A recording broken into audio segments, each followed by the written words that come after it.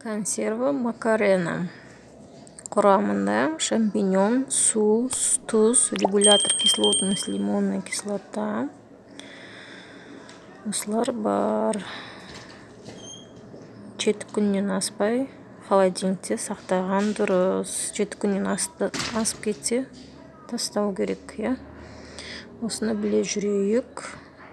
Яғни құрамында көрсетілгендей видеода осындай заттары бар. Бізге сәт, дендеріңізге саулық болсын.